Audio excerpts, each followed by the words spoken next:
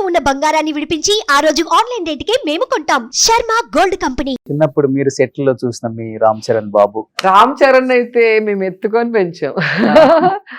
ముఠా మేస్త్రి అప్పుడైతే ఊటీకి వచ్చాడు. అస్సలు చాలా అల్లరి అంటే చాలా అల్లరి. ఇట్ల నుంచి అట్లా ఎగిరి అట్లా వెళ్తాడు. మళ్ళీ ఊటీ స్కూల్లో వేసారు అనుకుంటా నాకు. అవును, ఊటీలోనే. స్కూల్లో వేసిన తర్వాత అంత సైలెంట్ అయిపోయాడు.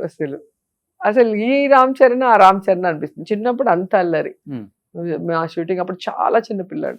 సో ట్రిపుల్ ఆర్ చూసినప్పుడు ప్రౌడ్ గా ఫీల్ అయి ఉంటారు కదా. నిజంగా మెగా అభిమాని, మెగా ఇంట్లో ఒక ఫస్ట్ షాట్ ఉంటుంది కదా, ఎగిరి ఆ సైడ్ వెళ్ళి వాళ్ళని కొట్టి మళ్ళీ ఇటు వస్తారు చూసారా, ఆ షాట్ భలే అనిపిస్తుంది. అండ్ వాళ్ళ డాడీ అలాగే అతని డాన్స్ లాగా అనిపిస్తుంది. చిన్నప్పటి నుంచి వాళ్ళ నాన్న కూర్చుంటే డాన్స్ వేస్తాడు కదా, సేమ్ ఆ సాంగ్స్ అన్ని కూడా వేసేవారు. అప్పుడు ఎక్కువగా మేము చెన్నైలో నవీన్ ఇంటర్నేషనల్ పక్కన ఉండేది సార్ వాళ్ళ ఇల్లు, అక్కడికి రెగ్యులర్ గా వెళ్ళే వాళ్ళం. చాలా సార్లు వెళ్ళి బర్త్డేస్ గానీ లేదంటే వాళ్ళ సిస్టర్స్ మ్యారేజెస్ గానీ అన్ని మేము దగ్గర ఉన్నాం. అప్పుడు యాజ్ ఇట్ ఈస్ ఉంది ఆ హౌస్. నేను రీసెంట్ గా హోమ్ టూర్ చేశాను. ఓకే అలానే ఉంది, ఏం కదలేదు. అప్పుడు రెగ్యులర్ గా వెళ్ళే వాళ్ళం. బట్ మనకి ఇప్పుడున్న హీరోస్ కి మీ టైంలో ఉన్న 90s హీరోయిన్స్ అంటే చాలా గౌరవం, మర్యాద. మా సినిమాలో చేస్తే బాగుండు అనుకునే వాళ్ళు అందరూ కూడా. సో డెఫినెట్ గా మీరు చెప్పారు కాబట్టి వాళ్ళ చెవున ఈ వీడియో పడిందా. మళ్ళీ వాళ్ళ కాంబినేషన్ రాజకీయాలకు అతీతంగా ఆలోచిస్తే మంచి క్యారెక్టర్స్ ఇవ్వచ్చు. ఇప్పుడు మీకు తెలిసిందే కదా, రాజకీయాలకి సినిమా ఇండస్ట్రీ కూడా ముడిపెట్టేశారు ఉంది, మీకు తెలుసు కదా. ఇక్కడ వ్యతిరేకించిన వాళ్ళని సినిమా ఇండస్ట్రీలో ఆఫర్లు పెద్దగా రావు, అది అంటే సర్క్యులేట్ అవుతుంది. అది నిజం ఎంతో అబద్ధం ఎంతో తెలియదు. నేను ఎప్పుడు ఆ వేళ ఆలోచించలేదు, ఎందుకంటే నాకు సినిమాలు యాక్ట్ చేయకూడదు, నాకున్న బిజీ కానీ నేను ఓన్లీ టీవీ షోస్ వరకే పరిమితం అయ్యాను. అవనుకో నా లిమిటెడ్ టైమ్ లో నేను ఫినిష్ చేసుకుని వెళ్ళిపోవచ్చు ఎపిసోడ్స్. అదే మూవీ అనుకో, హీరో హీరోయిన్ డేట్స్ తో నేను మ్యాచ్ చేయాలి, ఎన్ని రోజులు ఇవ్వాలో తెలియదు. అందుకని నేను ఎప్పుడు కూడా మూవీస్ గురించి ఆలోచించలేదు. కాబట్టి ఎవరు ఇస్తారు ఎవరు ఇవ్వరు అనేది ఐడియా లేదు. ఇప్పుడు తెలుస్తుంది కదా, ఈ 6 months లో మనకి ఒక ఐడియా వస్తుంది. తొందరలో ఎన్టీఆర్ గారు అత్తగా అయితే బాగుంటారేమో, మహేష్ బాబుకి అమ్మగా అయితే బాగుంటారు, ప్రభాస్ కూడా అమ్మగానే బాగుంటారు. అక్క వదిలే అనుకోండి. So okay. సో రోజా గారు బాగా మెయింటైన్ చేస్తున్నారండి. ఫుడ్ ఏం తీసుకుంటారు? ఎప్పుడు తిడతావో, ఎప్పుడు పొగుడతావో, ఎప్పుడు ఫిట్టింగ్ పడతావో అలానే ఉండాలి కదా మేము కూడా.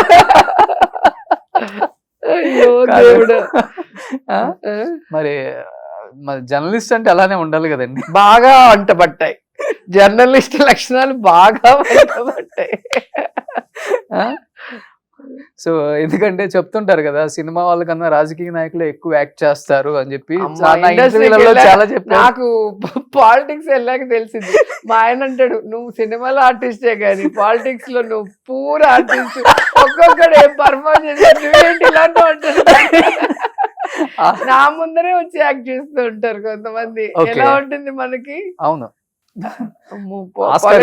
చాలా మంది ఈ మధ్యలో ఎక్కువైపోయింది. ఆస్కార్ ఇచ్చేయచ్చు అక్కడ, పోటీ ఎక్కువ ఉంటుంది. ఆస్కార్ కూడా అంతమంది ఉన్నారు పర్ఫార్మెన్స్ చేసేవాళ్ళు. సూపర్. ఇప్పుడు ఏడుగొండల స్వామిని బాగా పూజిస్తారు మీరు, అమితమైన ఇష్టం. అసలు నాకు తెలిసి లాస్ట్ 5 years లో మీరు చేసుకున్న దర్శనాలు ఎవరు చేసుకుని ఉండరు, అంతగా ఇష్టపడతారు. శివుడు కూడా. దాన్ని కొంతమంది పాజిటివ్ గా చూస్తారు, కొంతమంది నెగిటివ్ గా చూస్తారు.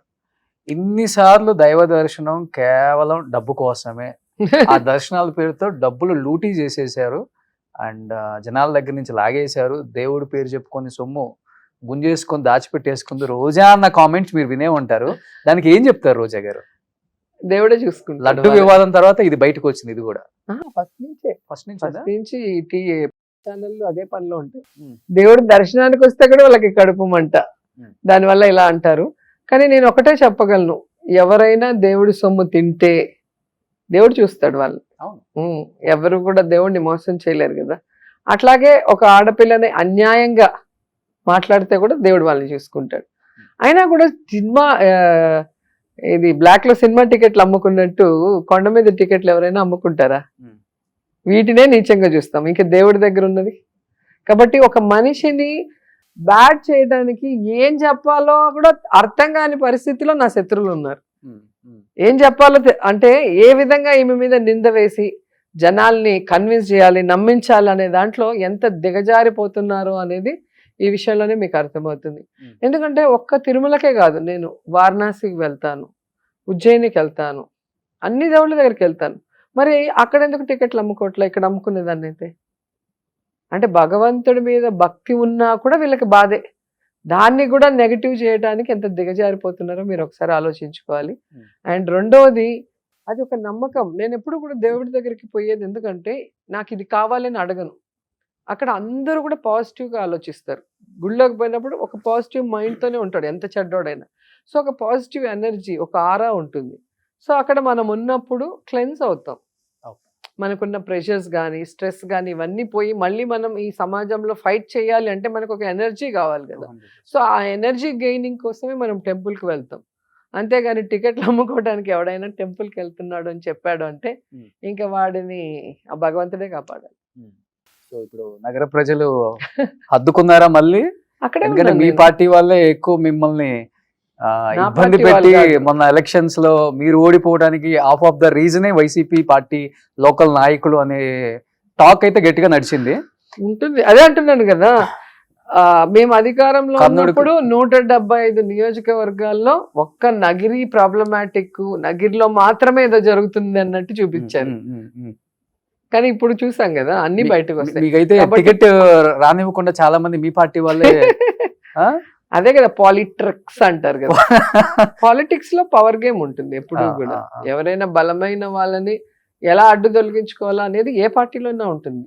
అది మా పార్టీ మీ జిల్లా నాయకులు చేశారంటారా, లేకపోతే ఎవరైనా స్టేట్ మీద ఉందంటారా గట్టి ప్రభావం మీ మీద? ఇప్పుడు టీడీపీలో నేను ఉన్నప్పుడు, నేను ఎమ్మెల్యేగా గెలిస్తే అప్పుడు చంద్రబాబు నాయుడు గారికి నా మీద ఉన్న నమ్మకం, నేను కంబైన్డ్ స్టేట్ లో తిరిగా కదా, ఆయన సీఎం అయ్యారు 98లో. అవును. సో ఆయన నాకు ఎక్కడ పెద్ద పదవి ఇచ్చేస్తాడో, అప్పుడే మంత్రి ఇచ్చేసి నేను ఎక్కడో ఎదిగిపోతానన్న భయం ఉండేది వాళ్ళకి. ఓకే.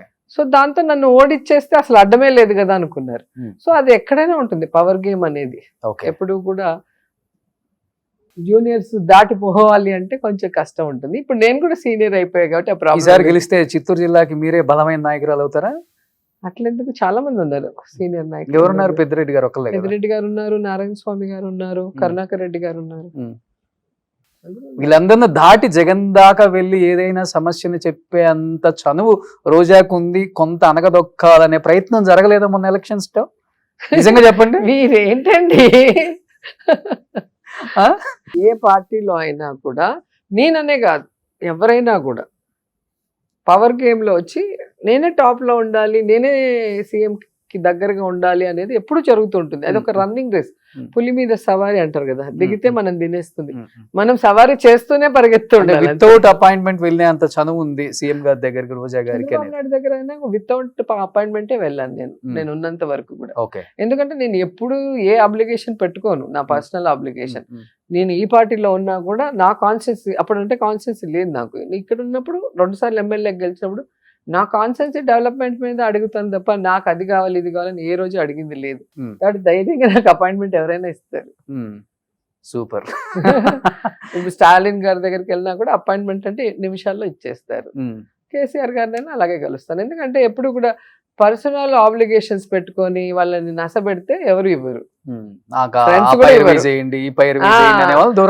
నాకు వర్క్లు ఇవ్వండి, నాకు మైండ్లు ఇవ్వండి, నాకు అది ఇవ్వండి, ఇది ఏంటంటే ఎవడైనా